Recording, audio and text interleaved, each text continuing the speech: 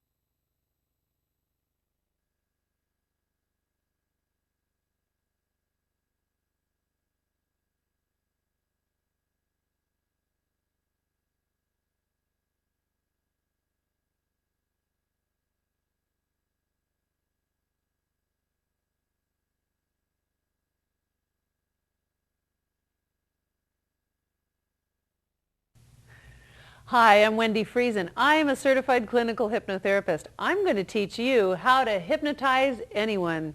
One of the things that I noticed when I first started doing hypnosis was that it was actually much easier than I thought it would be. I would put someone in trance, I would say the right words and give them suggestions, and things would change. They'd feel different, their life changed, and I thought, wow, this is really easy.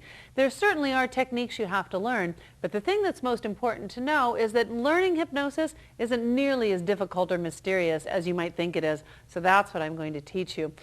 Now, another thing you might not know is that you are being hypnotized almost every day. And you probably say, hey, I've never been hypnotized. I don't think I could be hypnotized. But you are.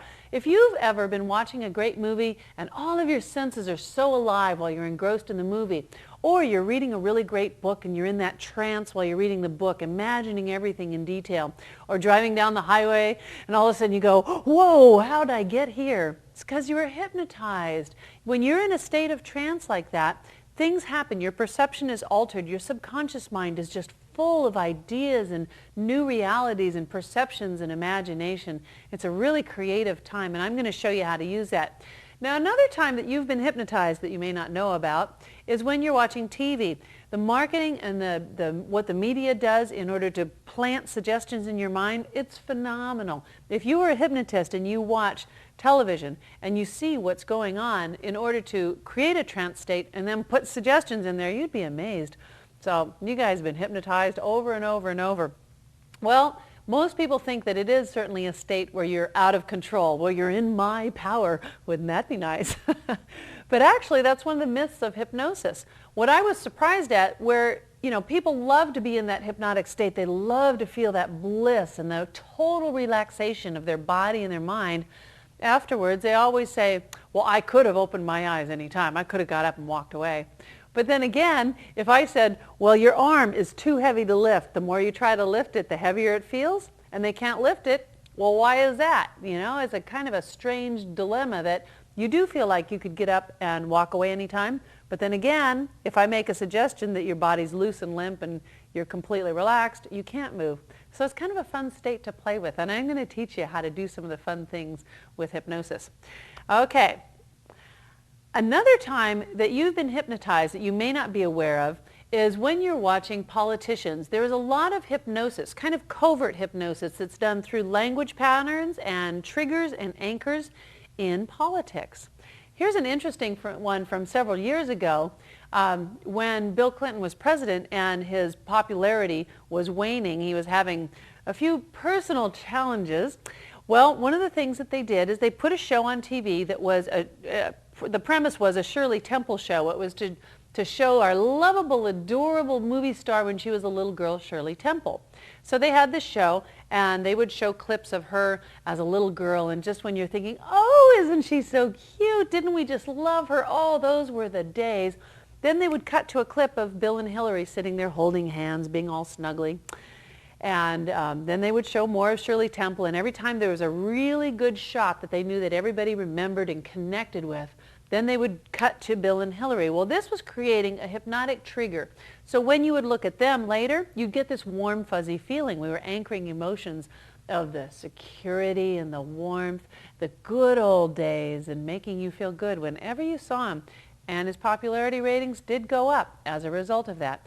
So you're being hypnotized all the time. Now what we want to do is hypnotize you for the right reasons. So you're going to learn to make suggestions to others to help them to be hypnotized for the right reasons. You're probably already a pretty good hypnotist, but you just didn't know it. If you go into work and you see one of your coworkers and they're having a tough day and you say, boy, you sure are stressed today. Wow. You're actually giving a hypnotic suggestion. You are telling them that they look stressed. Their brain goes to access all of the feelings and thoughts that support being stressed, and they actually get more stressed. Good job. But what if that's not what you want to do to people? Or you say to your kids, don't you ever shut up. All you ever do is yell and scream around the house. Every day you're yelling and screaming all the time. Well, you're hypnotizing them, and you're using repetition to reinforce it and to compound the suggestion that you're yelling and screaming all the time. You boys are always fighting. Well, now what do you expect? Your boys are always fighting. They're always yelling and screaming because you told them that's what they're doing. Hypnosis requires repetition, and most parents are excellent hypnotists, but I bet you didn't know that. So what you might want to say is, you guys are getting along better and better every day. You are really getting to be good friends. That suggestion goes in. Their mind checks all of the things that they've done to become better friends, to like each other more and get along better. And I bet that's a really handy one. Works with anyone. So what is hypnosis really? It is defined as a relaxed, focused state of concentration. So relaxed being that your entire body is so relaxed that there's no tension. There's nothing for your mind to think about in your body to think about, oh, how's my leg feel? How's my arm feel? Gosh, my neck's a little tired. None of that, because your body's so profoundly relaxed. And that's where the stress hormones change in your body, and you actually change the chemical makeup of your body. So it's a relaxed state, but it's a focused state. You're focusing on the sound of my voice, aren't you? Yes, right now you are. You're so focused on the sound of my voice with your eyes closed that your mind is using all of its resources to hear and assimilate the words I say. I bet you don't do that in every conversation, huh? And it's also a state of concentration. When you're concentrating on something, without all the distractions of everything I see in the room and all the things I'm feeling and thinking about what I'm going to do next, when I'm concentrating only on the thing that I want to create and change, my subconscious is so prepared and so able to find everything it needs to make those changes that poof, things happen, and it is a great state to be in. So with hypnosis, can I really make you do something you wouldn't ordinarily want to do? For instance, do I have the power to make you dance on the table naked? Well, as enticing as that sounds, well, for some of you, for others, no, that's okay. Do I have that power? If within your values you have always wanted to dance on the table naked and you just you don't want anybody to know, but you've always had that desire, I could bring it out in you. Can I make you go rob a bank? Well, maybe you've always wanted to have the challenge of doing something sneaky and getting away with it. I could probably find a way to convince you to do that, but I can't make you do something against your values and against your morals. But if you do wake up in the bank naked later on the table, sorry, it's not my fault. You actually wanted to do it.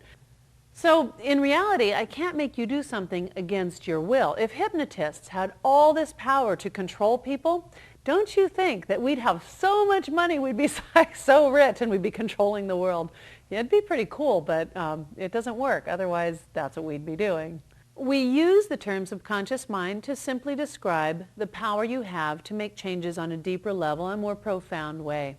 So subconscious, yeah, we'll use that word, but it isn't something that really exists. Nothing more than how your entire mind exists, okay? Occasionally I hear people talking about hypnosis and religion, and there are some really old beliefs from long ago about hypnosis and religion and what it can do in altered states. But here's the real reality. Science now knows what hypnosis really is. We're actually able to measure it and look at the brainwave state that we call hypnosis. When you're awake, you're in a beta state, beta brainwave. Wow, I'm alert, I know what's going on. And then like you're kind of taking a nap on the couch and you're sort of in between falling asleep and being awake, and you're kind of seeing those really weird images. Well, that's an alpha state. And then after alpha, you fall asleep and you go into your delta and your theta states. Well, if you could stay in that alpha state, that's where you're suggestible. That's where your mind is really open and receptive to making changes. That's why it's probably not a good idea to fall asleep while you're listening to the 11 o'clock news at night, because all those horrible things are going into your mind, and those are the things your mind is going to dwell on as you sleep. So if you're hypnotizing someone, you want to get them into an alpha state, you can do it with just your conversation.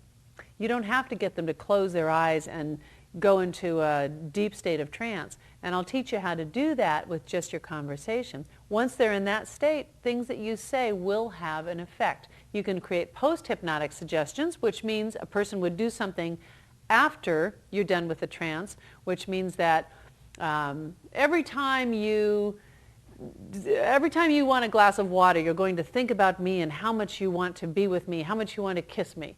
Or you could say, every time you jingle your keys, you're going to realize how happy you feel, how calm you are while you're driving on the road. You can do all kinds of things like that. For instance, if you wanted to help someone to stop smoking, you could give them a suggestion that says, every time you take a deep breath, you feel that freedom of feeling completely full and satisfied. Any feelings you had about cigarettes are just gone. So I'm going to teach you how to form suggestions like that are really going to work, and you're going to be amazed as well.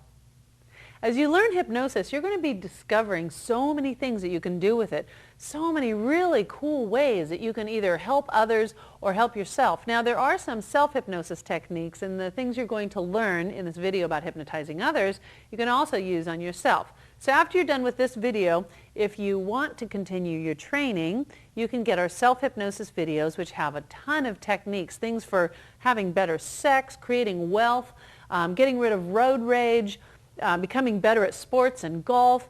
You can improve your sex life and your golf game all at the same time. There's so many great things you can do with it, and the self-hypnosis videos have all these techniques and specific ways to do that, which is really cool. There's also some advanced techniques if you're interested in being a hypnotherapist. You can learn how to do this really cool thing called timeline therapy, where it takes you into the past timeline of your life and the future timeline of your life, and you make these changes and life is different. It is so amazing and very cool. You can learn how to work with self-sabotage to find out why you have these really bad behaviors that you don't like. Find out why you sabotage yourself. You can learn how to create anchors so that you can create an anchor that triggers a certain feeling or thought when you see or do a certain thing. And the anchors are really cool because then in your waking state, it's like I look at the cup of coffee and I think, today is a great day. Today I am very excited about getting things done. Stuff like that. So be sure to look at some of the other possibilities in the other videos, because once you start learning hypnosis, I think you're going to be as fascinated as I am. So here's what we're going to learn in this video. The first thing is the rules of the mind. There are specific ways that the mind works and the way that it reacts to suggestions and how you get it into hypnosis. So you're going to learn about that. Suggestibility tests. If someone thinks they can't be hypnotized, you can do specific things to make them feel they're more suggestible and receptive to hypnosis. You're going to learn inductions. This is great. There's a quick induction called the Dave Ellman induction. I'm going to demonstrate that. You will experience for yourself progressive relaxation, and we're going to do some rapid inductions so you can just put someone in hypnosis just like that. Okay, now suggestions. You can't just make any suggestions and expect them to work. You have to actually have specific wording for suggestions. You're going to learn how to use your voice. And you'll become so hypnotic, just the very sound of your voice, and people will fall down flat in hypnosis. Oh, you're going to learn sleep hypnosis. This is one of my favorites. If someone is receptive to it while they're sleeping, you can give them suggestions. It's really cool. Post-hypnotic suggestions are when you tell someone that they are going to react a certain way after they come out of the trance. Also very useful. Dream programming, and this is something you're going to use for yourself. You're going to tell yourself to have certain dreams to accomplish something, come up with an idea, solve a problem, be wildly creative. There are many uses of hypnosis, as I'm sure you figured out because you bought this video. You can use this for sports performance. You can run faster, jump higher, be stronger. You can take a few strokes off your golf game. And you can also improve your sex life, which means those strokes you took off your golf game, you can add those in bed. You can relieve pain. You can find any chronic pain problems, help yourself, help someone else to get rid of pain. And this is probably one of the most important uses of hypnosis. You can lose weight. You will make yourself love to eat nutritious, healthy foods, love to exercise, get so excited about going to the gym. Stop smoking. You can help your kids with test anxiety and fears they have, with problems they have as simple as biting their nails, or maybe they have constant headaches. So you're going to get very good at these techniques. You're going to find a lot of creative uses for hypnosis, aren't you? Yes, you are. And you will learn how to hypnotize anyone.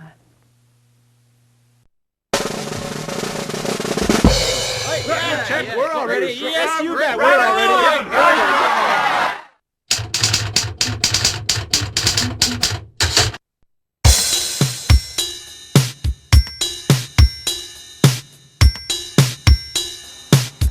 Suggestibility tests. One of the things that is a classic suggestibility test, and personally I don't know if it's actually true, a lot of people dispute it, but this is kind of from the founders of the hypnosis beliefs, is that there's an eye roll test that you can do to find out how hypnotizable someone is. So what I want you to do, Janelle, is just to close your eyes very gently, and I want you to let your eyeballs roll up inside of your forehead as if you're kind of looking right up here at the top of your forehead.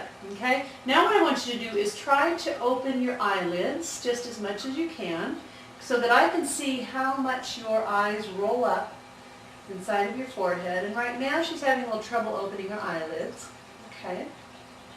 So now I want you to relax your eyes and bring them right down to the front. And now I want you to open your eyes. Okay? And just look straight at me. And now I want you to look up with your eyelids open this time. Just look up. Look up as high as you can. Now, the belief is that the more whites of their eyes that are at the bottom showing means they're more hypnotizable. So, okay, very good. You did excellent. So that's one of the suggestibility tests to decide if someone is hypnotizable, and there is a lot of dispute as to whether it's accurate or not. There's a lot of people who think it's just hooey. Another suggestibility test to find out if someone is resistant or if they're going to cooperate with your suggestions is to do a finger sticking together test, and that's what we're going to do with you. Hold your hands out, and I want you to put your fingers apart. You're going to look at the space right between your fingers. You're going to just kind of stare at that space right there. So you might need to tilt your hands up. Maybe you can see it just like it is.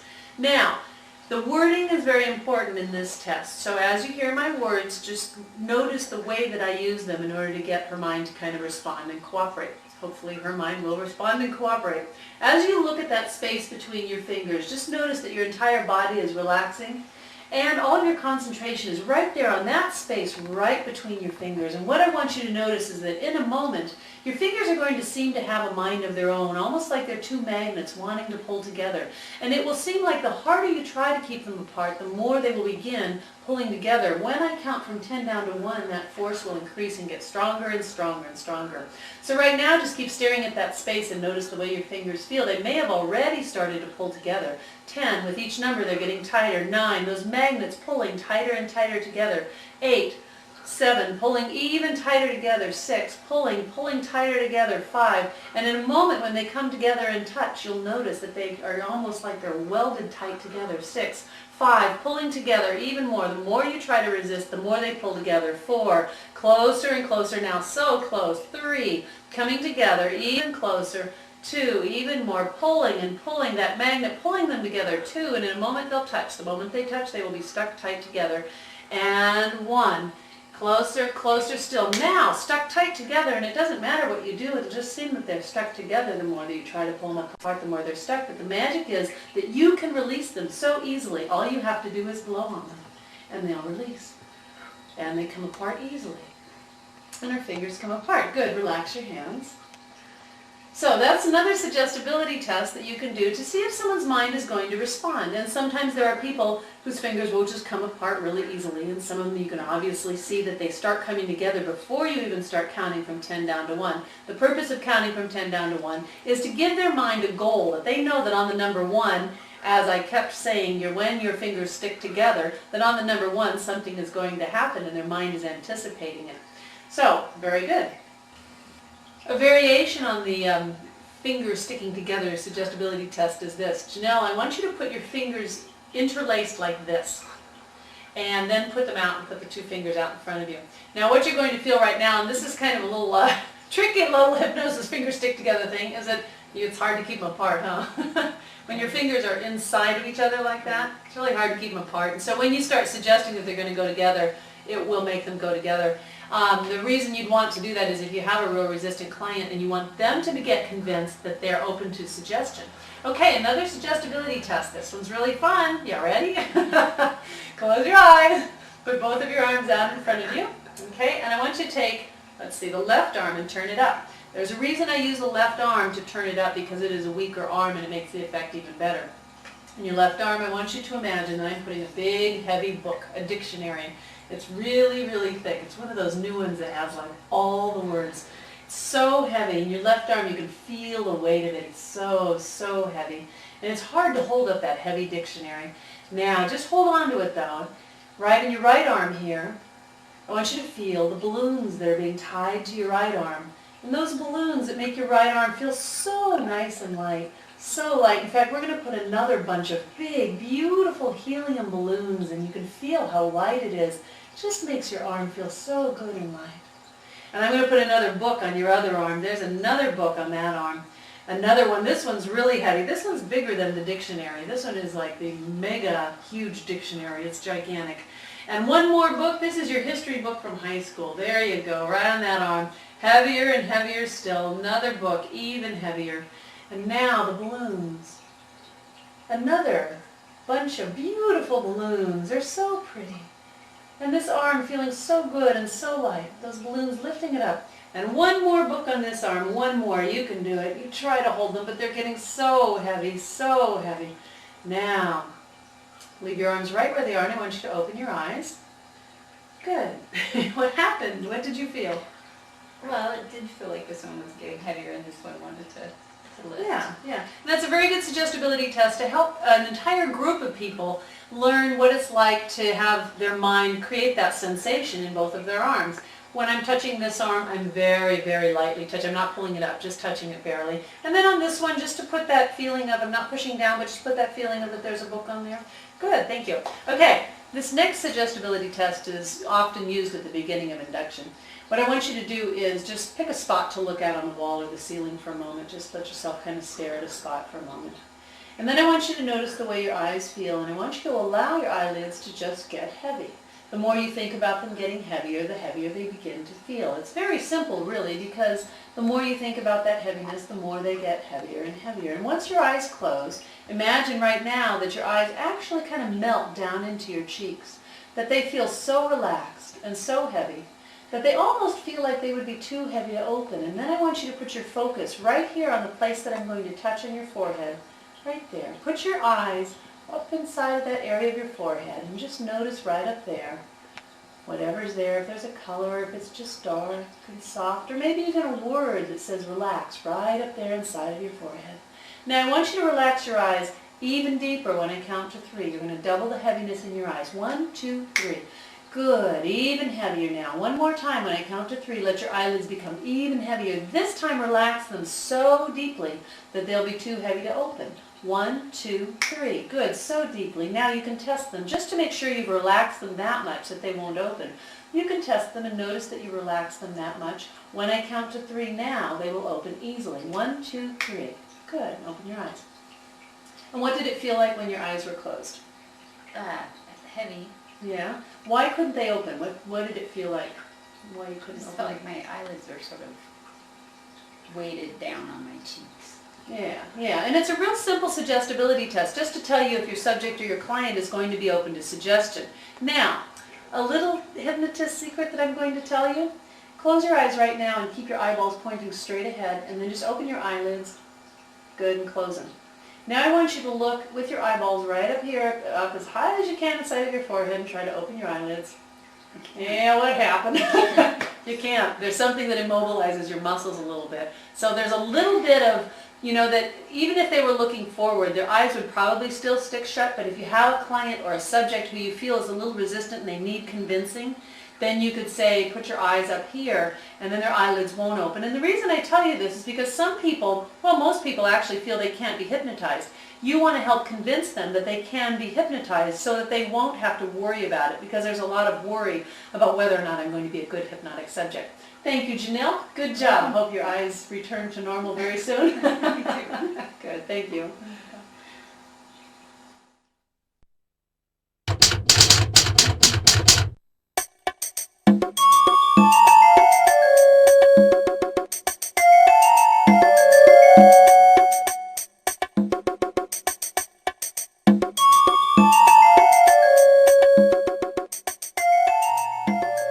Now we're going to experience a moment of Zen, a progressive relaxation induction that's going to help you to experience your body being very relaxed. We're going to take the tension out of every muscle in your body. You'll love it, trust me. So in order to experience this, you may want to close your eyes. That's right, close your eyes. Okay, if you can still see me, your eyes aren't closed. Anyway, take a nice deep breath. Let it out. Good. And I want you just to notice any tension or tightness in your body. Notice any place where you're carrying tension in your shoulders or your neck or your back or your legs. And on the next deep breath, let yourself release it as you exhale. Ready? Breathe in. And notice where the tightness or tension is. And let it go. Good. So now, imagine at the very top of your head a beautiful, soothing, warm light. And as you imagine that light, you can feel the warmth and the tingle as it begins to move inside of your head, penetrating every cell and releasing the tension. You can feel it all around your head, moving and swirling as it releases the tension and tightness. Now moving down around your neck as those muscles relax and melt. And then you notice that light, liquidy, soft, melting the tension in your shoulders, as you feel your shoulders relax. And that light sweeps down through both arms into your hands and fingers, relaxing your arms and fingers and hands so deeply that you can actually feel them becoming loose, limp, heavy, and relaxed. Now let that light continue down through your back, all the way down through your spine and the muscles along the sides of your spine. Notice that light now in your hips, as your hips relax and melt into the chair or the floor. Now bring that light into your thighs, your knees, your calves, and your feet. Your body becomes heavier, more relaxed with every breath that you breathe. Now one more deep breath. Good. As you exhale, your body becoming heavier, even more relaxed. Now you'll notice with every breath you breathe, your body becomes loose, limp, deeply relaxed, sinking even deeper now. Ready? Breathe. As you exhale, relaxing deeper, becoming heavier and heavier. Good. Now you notice that your body is so relaxed. There's absolutely nothing you have to do. You can simply listen to my voice and let my words float in and then out of your awareness. There is a part of your mind that knows how to make the changes that you want to make. Now that your body is so deeply relaxed, your mind becomes more open, more receptive, and more ready to allow these changes to happen. Good. Just enjoy this moment of deep and profound relaxation. Good.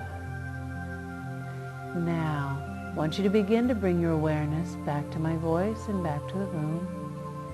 And slowly bring your awareness here. In a moment, you'll notice that all of the energy returns to your legs and arms, that your body feels energized even after just a few moments of relaxing.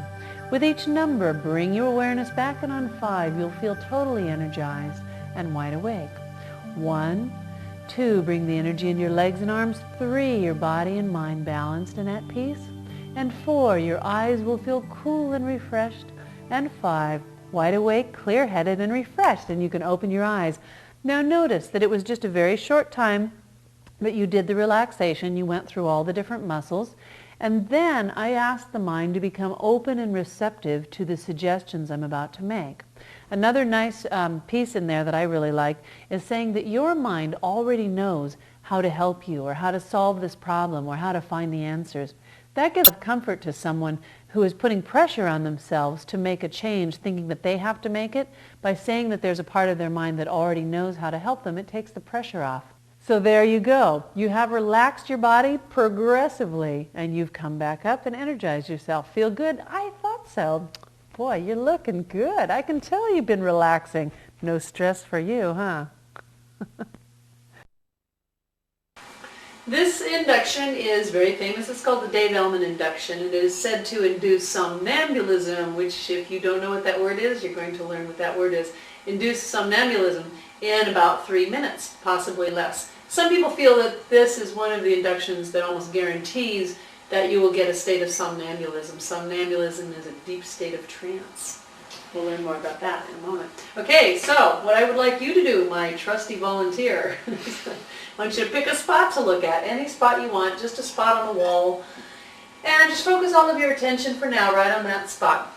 Make sure your legs are comfortable and make sure your hands and your arms are comfortable. And notice that as you look at that spot, your eyes may begin to get a little bit tired of looking at that spot and they may get a little bit heavy. There will be a moment when you realize your eyes are just too heavy, too tired to keep open. You'll feel that sensation increasing the more that you listen to my voice, and your entire body will begin to relax. And as your eyes become heavier and heavier, you'll notice that it's hard to resist that feeling of allowing your eyes to close. Harder to resist, and they get heavier, droopy, drowsy, heavy. And there's a moment where you'll realize they're just too heavy to open, too heavy to keep open. And that very moment when they close, you'll feel a wonderful wave of heaviness move down through your cheeks, down through your jaw, down through your neck and your shoulders, moving all the way down through your body like a nice warm wave. Now when I count to 3, let your eyes relax twice as deeply, twice as heavy. 1, 2, 3. Let your eyes get twice as heavy. Good. Now I want you to do something to your eyes to allow them to relax so deeply that they actually are too heavy to open. So when I count to 3, relax them that heavy so that they're just too heavy to open. 1, 2, 3. Too heavy to open. Now I'd like you to test those eyes just to prove to yourself that you've relaxed them that deeply. Go ahead and test them and notice that they are too heavy to open. Good. And stop testing and let yourself go even deeper, even heavier. Let your eyes get heavier now, even deeper. Now, on the count of 3, your eyes will open easily and you will see my hand in front of your face. Let your eyes follow my hand. 1, 2, 3. They open easily. And just follow my hand. Good. And as it comes down, your eyes are heavier, heavier still, even deeper, heavier still. Let your eyes close. And even deeper relaxed. Good. Let those eyes relax even deeper, even deeper.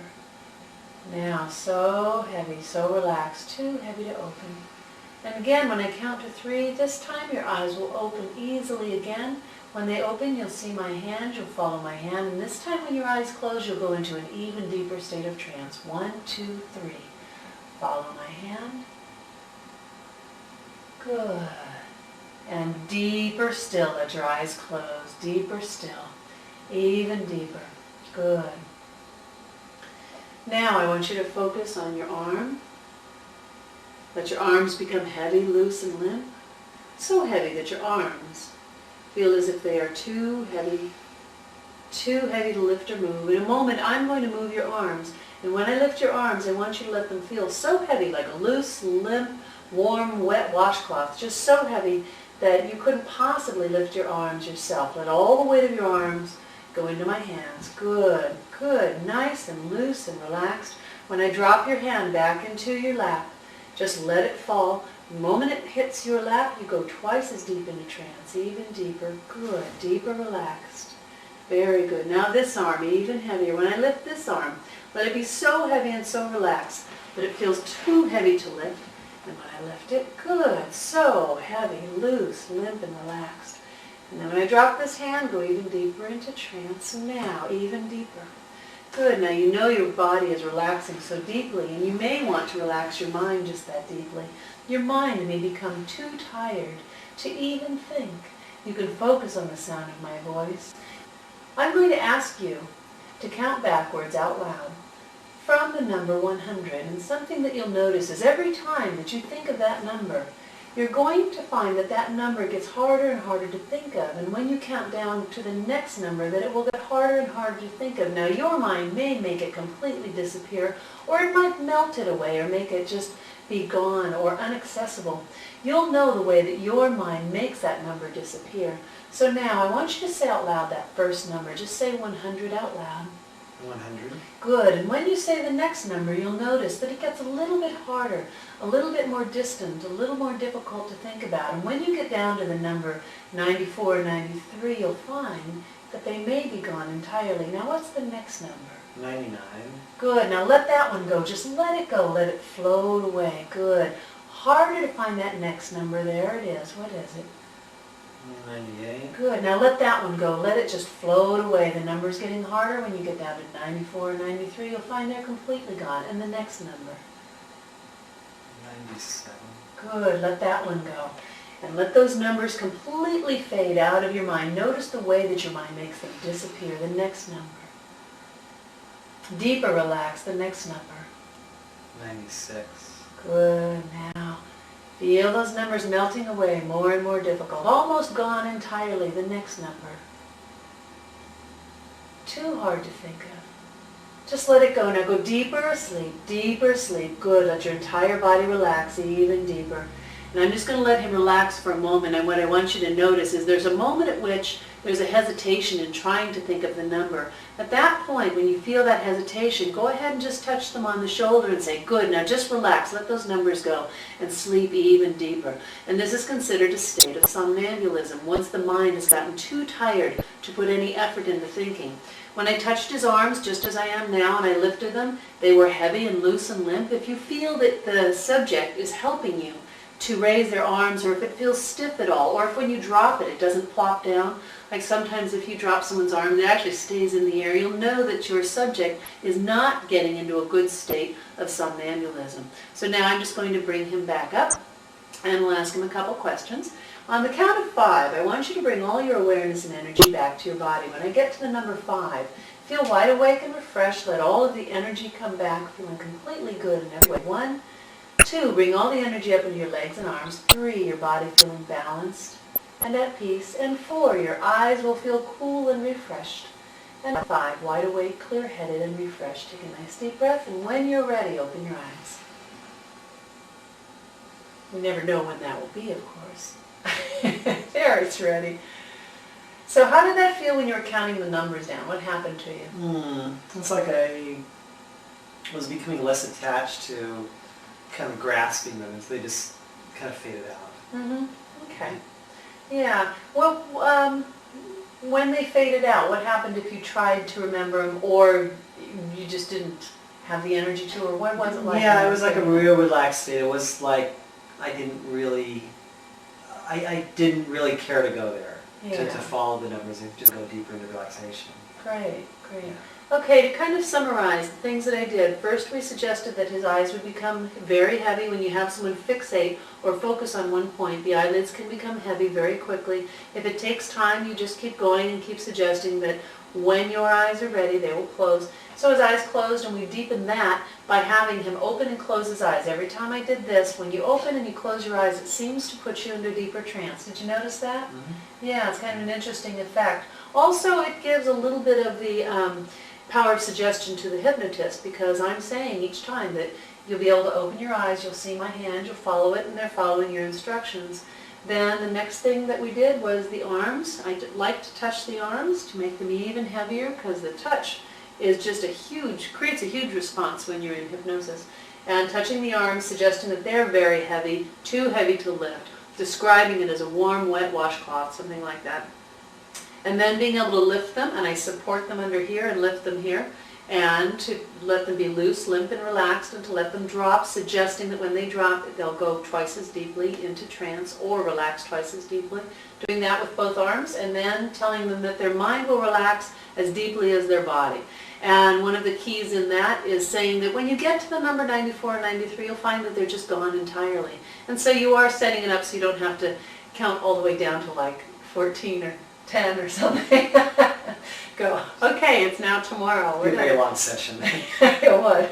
So yeah, the mind is set up and it suggests that. Thank you very much. Good job. This next induction is very standard. It's a 10 down to 1, and it's to relax your subject or your client by simply counting from 10 down to 1. Now there's several ways to accomplish it. One of the ways is to have them going down steps, 10 steps down to the very bottom step, and that's a very classic hypnotic induction. Or you could put your client or subject in an elevator and have them go down through 10 levels of floors. The danger with that is that some people have an elevator phobia, so if you haven't asked them, you may not want to do that until you find out if they're cool with elevators. But I personally really like the elevator thing because I can feel myself sinking down. It feels so good. So I'm going to do a 10 down to 1 induction with you. I want you to participate. And when I get to the number 1, I'm going to do a little bit more, something that you can kind of add on to the end, because after the number 1, there's a lot that you can do. So what I would like you to do now is just close your eyes. Take a nice deep breath. Good, and let your eyes close. So if your eyes closed, you're not looking at me right now. If you're still looking at me, close your eyes. Okay, now, relax your body for a moment. Take a nice deep breath, and as you exhale, let your body relax. And just kind of feel the tension leaving. Good. Let that breath flow out of you, releasing any tension, any tightness. And with each number as I count, I want you to feel your body relaxing deeper. That parts of your body are going to get heavy and loose and limp. You actually might want to imagine yourself at the top of a beautiful staircase, that you can feel the steps underneath your feet, the railing, you notice the colors, a beautiful staircase. Or you may want to imagine yourself just right there laying down perfectly still and calm.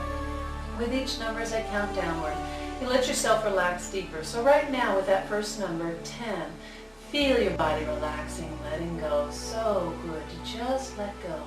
Now with the next number, relax twice as deeply, 9. Let your body become heavy, loose and limp and relaxed. Good. 8, feel yourself just melting right down. It feels so good to let go. And you know that you can relax so much deeper. It's almost like you can observe the way that your body relaxes. 7, deeper relaxed. You can be an observer of your mind, of the way that your mind lets go, of the levels of your awareness. Deeper relaxed, 6.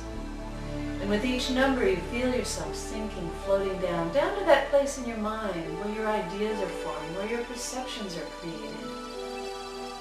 5, deeper relaxed, good. Down to that place where your values rest, where your values shape your perceptions. Now another number, 4, deeper relaxed, good. Feel your body melting in, so heavy, so loose, so limp. And relax once again, even deeper with the next number, 3, good. And just notice that you can even float down to that level of your awareness or that state of mind where your beliefs rest, where your deepest core beliefs rest that shape your perceptions and your values, the way you think and you feel.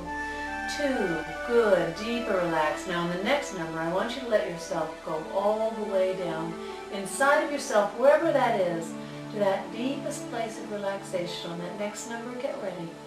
1, good, deeper relax. Now really let go. Now notice just up ahead, out through all that velvety darkness, out in the colors of the twinkles, there's a doorway there. Now you might see it, or you might just imagine it to be there, or it may be a doorway that you just know is there. Go all the way right up to that doorway, and when you get just in front of that doorway, notice if it has a color, or if it has a feeling, or if that doorway is something that you just know that it has some great power. You're curious and you wonder about what might be on the other side of that doorway. In a moment, I'm going to ask you to open that door and step through it. When you do, you'll be opening your subconscious mind to suggestions, to allowing yourself to make changes in the way you feel, in the way you think, in the way you behave. And you will be opening your doorway to new possibilities. So get ready, get right in front of that door. And on the count of 3, step right through that door and just feel how good it is to be open to something new. 1, 2, 3. Good. Step right through that door and feel how good it is on that path, in that room, in that place of possibilities. Anything that you want to create, you can create.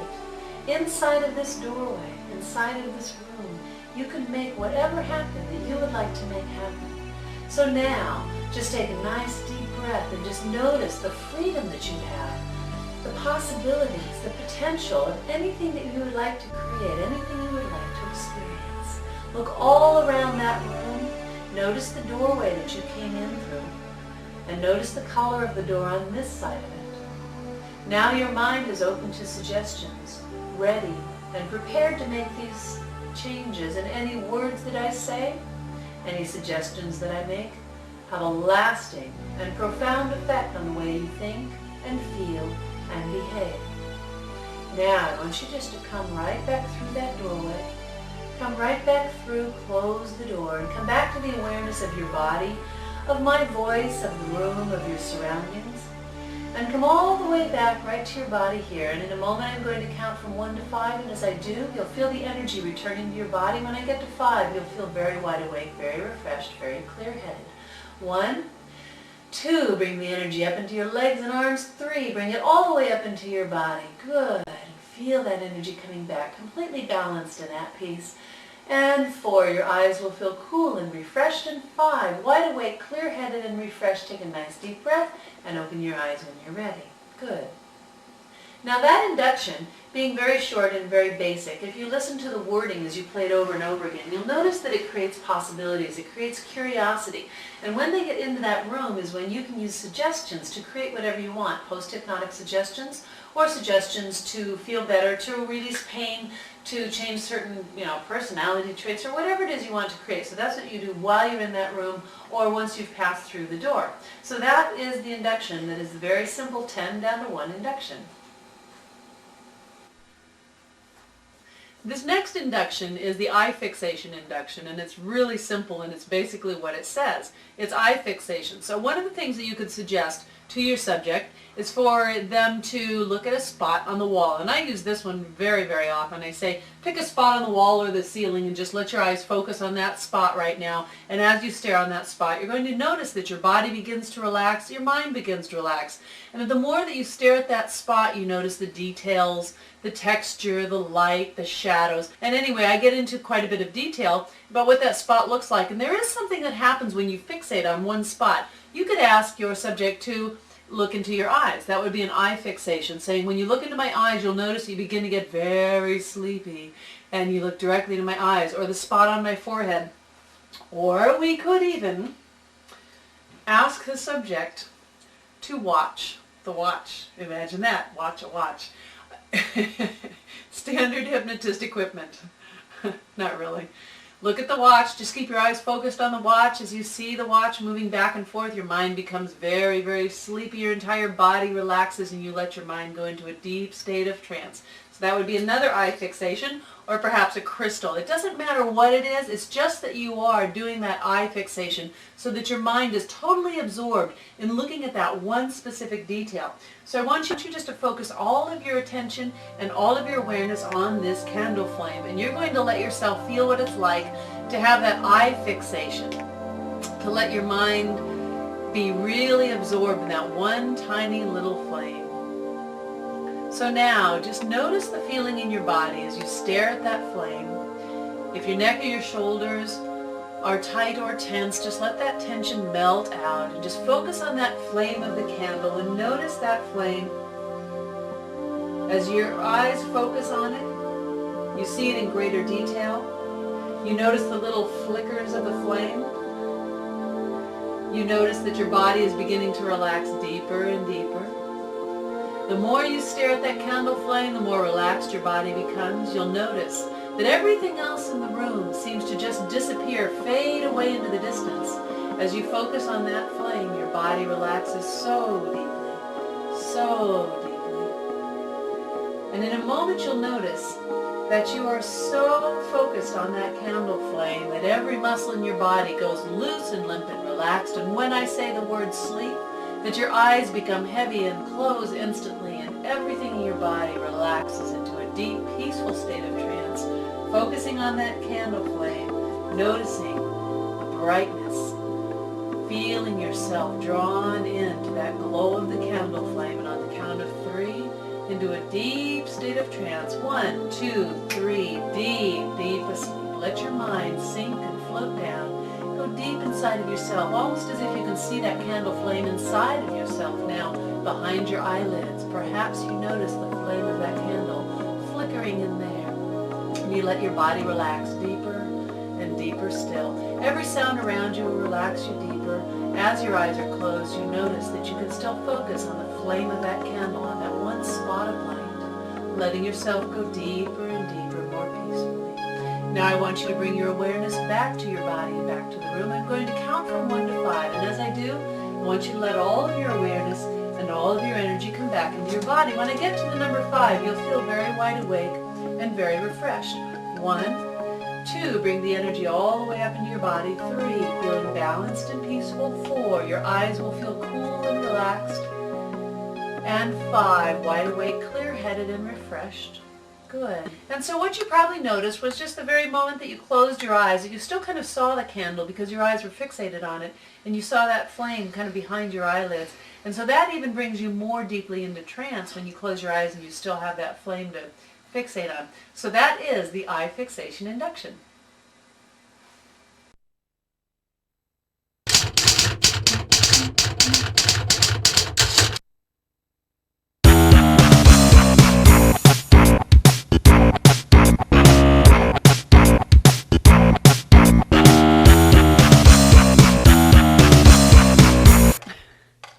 You are getting very sleepy, very sleepy. While most people think an induction consists of sleeping and that a hypnotist actually puts you to sleep, and you might even think that you need to use an annoying metronome such as this, but you don't. Inductions are actually an experience of bringing someone's mind into an alpha state, which is similar to the state of mind you have just before you fall asleep. During that time, your mind is very suggestible and open, but when you do an induction, you can make it an even more sensory-rich experience so that you've opened so much of the mind that it will absorb the suggestions. So when you're doing an induction, you want to get someone into a very relaxed state so their body is completely relaxed, they're not thinking about any of the things that are going on with their body. So let's say you've already relaxed them, and now you want to open their mind. You want to use the words that will help them to feel completely relaxed without pressuring them to visualize. You want it to be a very sensory-rich experience. You don't want them to be forced to visualize something and say, see the path you're walking on, or see the trees in the forest, or see a cloud. You want to let them experience it in other ways. I think it's important to say the word imagine rather than see or visualize. When you force someone to visualize, they'll think, oh, I'm getting it wrong. I can't visualize. I don't know how to do that. And then it ruins the experience. So you're doing an induction. You're asking the person to relax deeper. Imagine that every step you take along a path is relaxing you deeper. You notice the feel of the breeze against your skin. You notice the softness of the air, the perfect temperature. There's a fragrance that you can smell. It's the freshest air, the most wonderful fragrance. There's a sense that you have that you're light and you're happy and you're moving towards something that you want to create. So notice that in all of that, I didn't say visualize or see, so I don't want to put the pressure on them, but I'm also opening their senses, allowing them to use more of their mind, so when I do put the suggestions in there, their mind is going to be open and ready to suck them in like a sponge. Got it? Okay, so now, you'll learn to do many different kinds of inductions. Remember, whichever induction you're doing, to use all of the senses and open them all up. So you'll become a master at hypnotic inductions.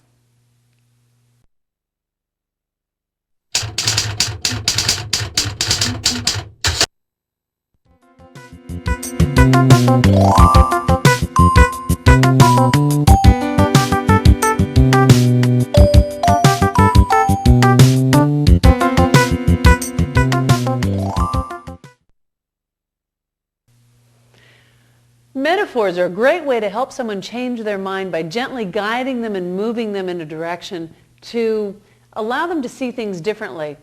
You don't have to give them a direct suggestion and hit them over the head with a hammer, and it's very gentle and easy. So, for instance, a metaphor might be something like talking to someone about planting a seed and letting it germinate, just like an idea that you have that wants to reach for the sun and grow and break through the dirt and find the light and the nutrients. And like that, new ideas come to you, and each one is a seed that's planted in your mind. That would be an example of a metaphor. One of the things you want to do in creating metaphors for people is to make sure that they are very personalized to that person. So let's say we have someone who doesn't like gardening. A seed metaphor would be very bad. Maybe they don't like getting their hands dirty. So that whole metaphorical suggestion would be rejected. But maybe they love things that are racy and powerful and fast. So you might have a metaphor that you create that is about making decisions and feeling secure about your decisions. And you say, you know, there are times when you feel like you're in a race car, you're going really fast, and you know the direction you're going. You can feel your hands on the wheel, and you know that you're the one that gets to make the decision and feel in control and turn the car in the direction you want it to go. So we want the metaphor to have a connection for the person. Let's say someone really likes animals, and they're a person who's very shy and they're not very confident. You might want to talk to them about an animal that you feel is very strong and confident, and have them imagine a lion who is in the jungle and he's feeling very secure and very proud, and he knows how to get his needs met. He knows how to interact, and he knows how to be totally confident in that jungle. That would be a metaphor that might inspire the person to look inside of themselves for that confident, strong, and proud person that they are. So if someone loves nature and they need to help to be more flexible, you might want to talk to them about a beautiful tree that changes with the seasons, and it knows when it's time to let the leaves fall and make new leaves and create new colors. There are so many ways to make metaphors, but remember, the most important thing is to make them personal. Make sure it's something the person loves so it really connects with them and it really is able to go inside and create change. Metaphors. You can do it with a friend while you're driving or sitting around while you're bored. It will definitely take the boredom away. What you do is you say to your friend, life is like a stream. And your friend has to decide how life is like a stream. So your friend says, life is like a stream. In that, it makes its way through the hills and the valleys. It finds a way to cut through all the difficult roots and branches of trees or stones and obstacles in its way. And life is like a stream because it finds the gentle and easiest way to make it through life. So you could say, life is like a bowl of Jell-O. And your friend has to say, life is like a bowl of Jell-O. Sometimes it's funny and unpredictable and wiggly and interesting, and other times it just sits there cool and calm and rigid. So you can make a metaphor out of anything. The most important part is that you're teaching your brain how to look for those things that are like something and that have some meaning. So you attach some meaning to them. So a metaphor, make it personal, make it connected with the person, make sure it has meaning, and give it some kind of a purpose. And you will be excellent at creating metaphors.